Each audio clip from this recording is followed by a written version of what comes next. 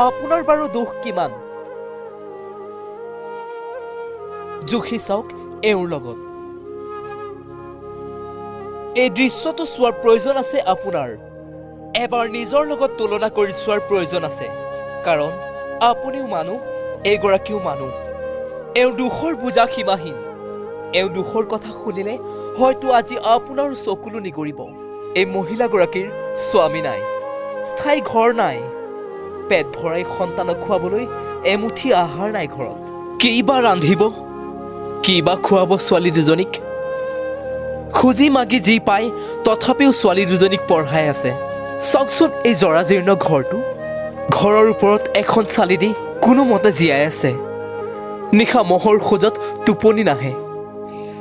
এই সৰু সুৰা ঘৰটোতো চৰকাৰে চলালে উচ্ছেদ অভিযান জীৱনৰ ইমান প্ৰত্যাহ্বান তেওঁ বাৰু কেনেকৈ গ্ৰহণ কৰিছে আপুনি এবাৰ কল্পনা কৰক মোৰ ঘৰত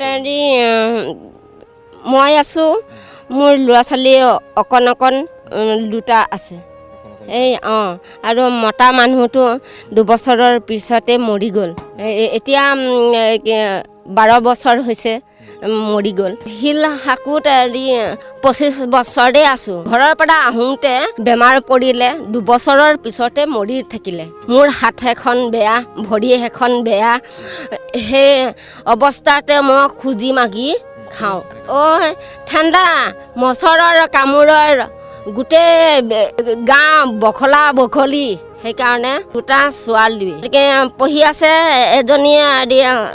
7ত আৰু এজনী 9ত এতিয়া উচ্ছেদৰ পিছত এনেকৈ পৰি আছে এইটো ঘৰত